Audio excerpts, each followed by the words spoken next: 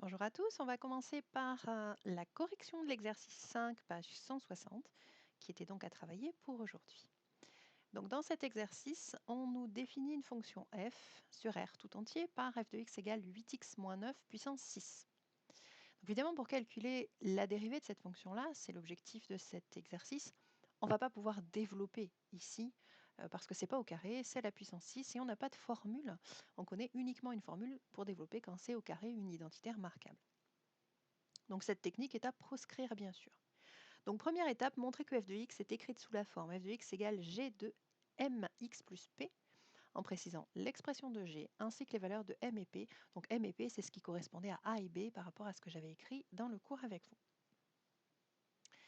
Donc f de x, je vais pouvoir dire que c'est g de mx plus p avec, je vais commencer par m, c'est le coefficient de x qui est ici, donc c'est 8.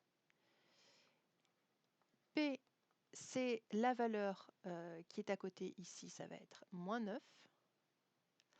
Et la fonction g, c'est la fonction qui est appliquée à 8x moins 9. Donc la fonction qui est appliquée, c'est la fonction qui a 8x moins 9 associe 8x moins 9 puissance 6. Donc g de x, comme j'ai fait dans le cours, je vais mettre un grand X, c'est grand X puissance 6. Deuxième question, déduire l'expression de la dérivée de f. Donc pour calculer la dérivée de f, je vais appliquer la formule du cours qui dit que f' de x, ça va être le coefficient de x, donc m, multiplié par la dérivée de la fonction g, calculée en mx plus p. M, on a déjà repéré la valeur, c'est 8, c'est juste au-dessus ici. Il faut maintenant que je trouve la dérivée de la fonction g. La fonction g, c'est x puissance 6, donc sa dérivée, g' de x, c'est 6x puissance 5, formule de cours. Donc maintenant, je vais l'appliquer. Il va falloir que j'applique g' en mx plus p toujours. Donc, dans un premier temps, on pouvait par exemple écrire, donc remplacer m et p par exemple. M, c'était 8, fois g' calculé en 8x moins 9. Ça fait donc 8 fois. G', c'est 6 fois ma quantité à la puissance 5, donc 6 fois ma quantité à la puissance 5. Donc voilà ce que ça a donné au niveau de la dérivée. On n'oublie pas de remplacer grand X par 8x moins 8. Après, la seule simplification qu'on peut éventuellement se permettre de faire ici, c'est de terminer le calcul comme ça, juste en faisant 8 fois 6. Même chose, bien sûr, la puissance 5, on ne peut pas la développer. Et voilà le résultat pour cet exercice qui était à préparer. Étape suivante, on va chercher l'exercice 6, page 160, que vous avez là sous les yeux. Donc on définit une fonction ici. Écrire f sous la forme d'un produit de deux fonctions u et v dont on précisera les expressions. Et puis on vous dit ensuite en déduire la dérivée de la fonction f sans se soucier du domaine de dérivabilité. Vous allez voir que sur la fonction v, vous allez avoir ici une fonction composée. Donc comme d'habitude, vous mettez la vidéo en pause le temps de chercher l'exercice, puis ensuite vous la remettez en route pour la correction. Alors pour la première question, donc f c'est un produit de deux fonctions, f égale u fois v, avec u de x c'est la fonction carré, x carré, et v de x c'est la fonction racine de 2x moins 4, là voilà notre fonction composée.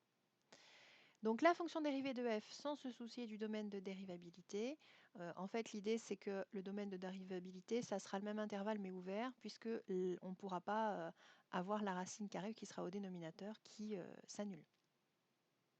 Donc la dérivée d'un produit c'est f' égale u' v plus uv', c'est la formule que l'on a démontrée ensemble en classe. Donc il va nous falloir u' et il va nous falloir v'. En ce qui concerne u' de x, aucune difficulté, c'est une fonction de référence. On connaît sa dérivée depuis longtemps. Par contre, pour dériver v de x, ça va être un petit peu plus compliqué. V de x, c'est la composée de la fonction affine 2x moins 4 avec une fonction g qui reste à déterminer. Donc, pour calculer v' de x, on va avoir un petit peu plus de travail. il faut maintenant m'écrire qui est la fonction g, appliquer la formule pour trouver la dérivée. Donc vous mettez encore une fois la vidéo en pause, le temps de trouver le résultat. Et évidemment, une fois que vous avez v', vous calculez f'.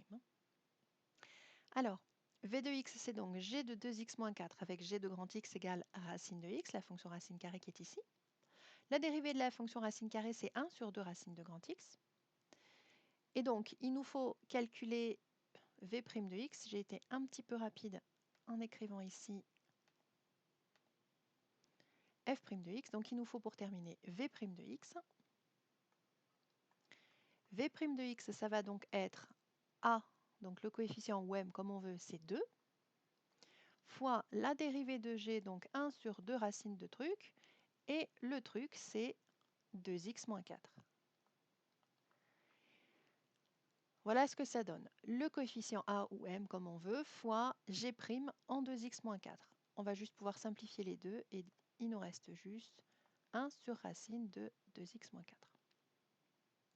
Donc f' de x, c'est u'v plus uv' calculé en x.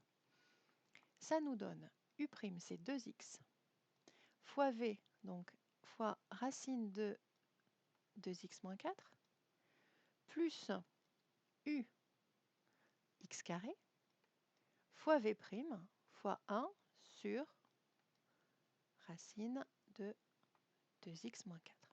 Voilà, on ne peut pas aller beaucoup plus loin dans la simplification de l'expression de cette fonction. On peut seulement mettre le x carré au numérateur ici. Après, on pourrait éventuellement tout mettre sur le même dénominateur. Bon, ce n'est pas l'objectif aujourd'hui parce qu'effectivement, ici, l'étude du signe serait un petit peu compliquée. Voilà ce que ça donne pour le calcul de dérivation dans ce cadre-là.